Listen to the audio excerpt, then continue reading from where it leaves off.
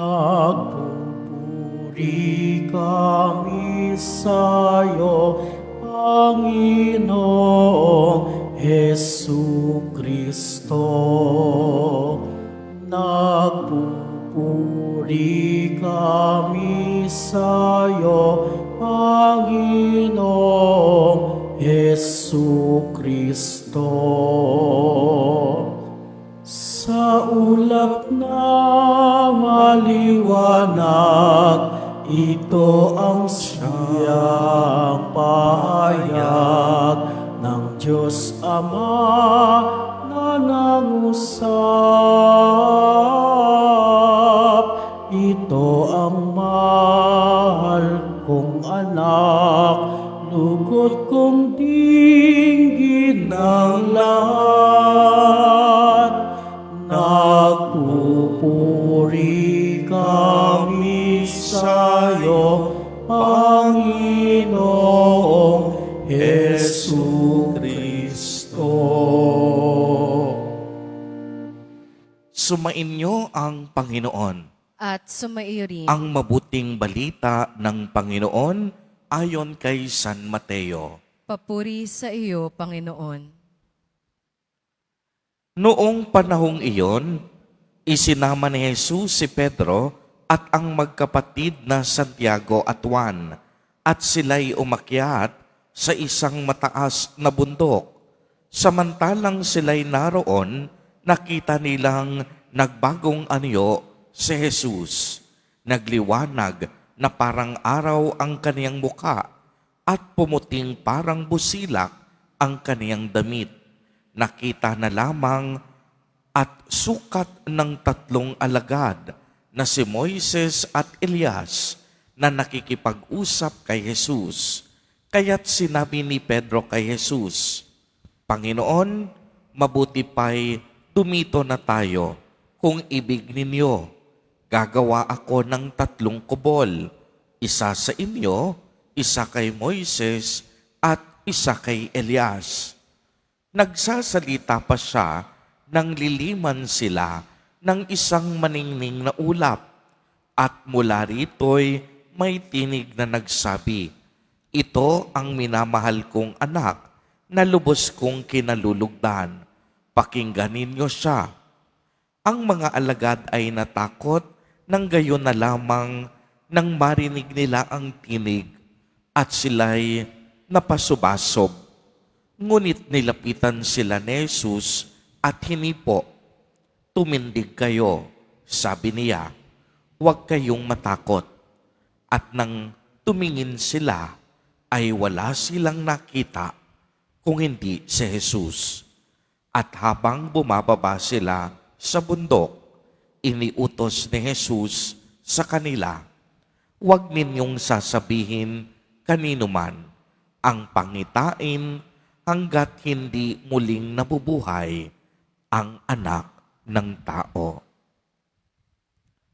Ang mabuting balita ng Panginoon. Pinupuri ka namin, Panginoong Hesukristo. Magsiupo muna po ang lahat. Magandang umaga po sa inyong lahat, mga kapatid kay Kristo.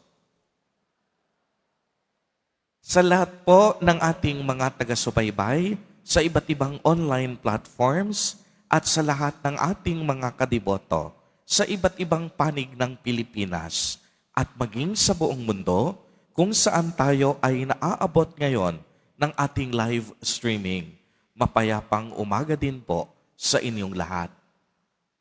Mga kapatid kay Kristo at mga kadiboto, malugod po namin kayong tinatanggap sa Basilica Minor at Pambansang Dambana ni Jesus Nazareno. Tayo po ay patuloy na nagpapasalamat, nagpupuri at nagluluwalhati kay Jesus Nazareno sa gitna ng ating katahimikan at pagtitika ngayong panahon ng Kwaresma. Ang atin pong ebanghelyo sa araw na ito ay tungkol sa maluwalhating salaysay ng pagbabagong anyo ni Jesus Nazareno. Ano po ba ang kahalagahan nito sa ating araw-araw na pamumuhay. Mahalaga pong mapalalim natin ang salitang transfiguration. Ang salitang transfiguration galing sa wikang Latin na transfigurare, na ang ibig sabihin pagbabagong anyo o kung minsan lumampas pa sa ordinaryo nitong anyo. At ito mismo ang naganap sa ating ebanghelyo. Ipinakita ni Jesus ang tunay niyang anyo. At nakilala natin si Jesus bilang anak ng Diyos. Ibig sabihin, si Jesus, totoong tao at totoong Diyos. Maliwanag po nating narinig kung paanong nagliwanag ang damit ng ating Panginoon na parang busilak na puti at nagningning ang kaniyang mukha na parang sikat ng araw. Nagpakita din sina Moises at Elias na nangungusap sa kaniya. Pagkatapos noon, nililiman sila ng isang alapaap at may tinig na nagsabi, "Ito ang minamahal kong anak, pakinggan ninyo siya." Pagdakay tumingin ang mga alagad sa paligid nila at nakita nilang wala na silang ibang kasama maliban kay Jesus. Sa pagbabagong anyo ni Jesus, ipinahayag dito na si Jesus ay totoo nating Diyos. Siya ang Diyos na nagkatawang tao. Siya ang Diyos ng langit at ng mga tao. Siya ay banal na Diyos. Sa pag-aanyong tao ng Diyos, si Kristo nagpakababa at namuhay kaisa natin liban sa kasalanan. Ito ang dahilan kung bakit siya laging nananalangin sa Ama. Sa tuwing siya'y nagdarasal, napapatunayan ang kaniyang pakikiisa sa Diyos Ama. Kaya naman, maitatanong ninyo, bakit si Moises at Elias ang kasama ng ating Panginoon? Kung inyong mapapansin, ang mga ito ay nagsisimbolo ng kasulatan at propeta. Si Moises ay sumisimbolo ng kasulatan ng Diyos. At dahil naroon si Kristo, ang ibig sabihin nito, si Jesus ang katuparan ng lahat ng kasulatan. At si Elias, sinisimbolo niya ang mga propeta.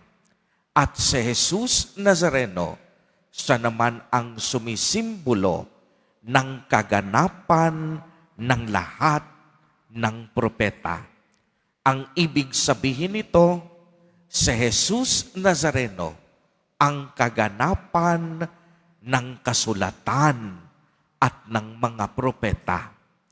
In English, Jesus Christ is the full revelation of the Father.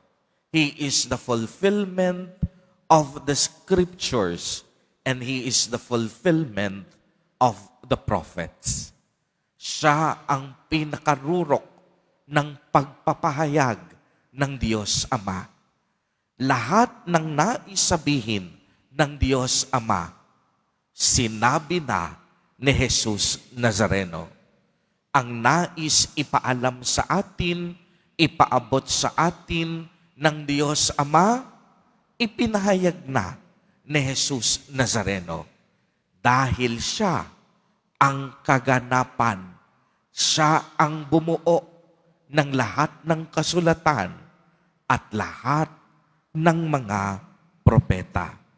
Kaya nga ang kamatayan ay napagtagumpayan ni Jesus sa pamamagitan ng ating makapangyarihang tagapagligtas.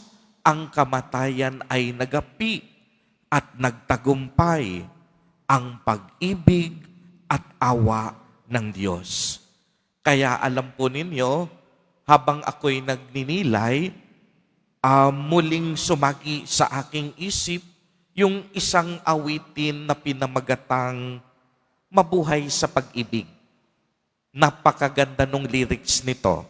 At ito yung sinasabi, ang mabuhay sa pag-ibig ay pagbibigay na hindi nagtatantiya ng halaga at hindi naghihintay ng kapalit. Pagbibigay na walang pasubali.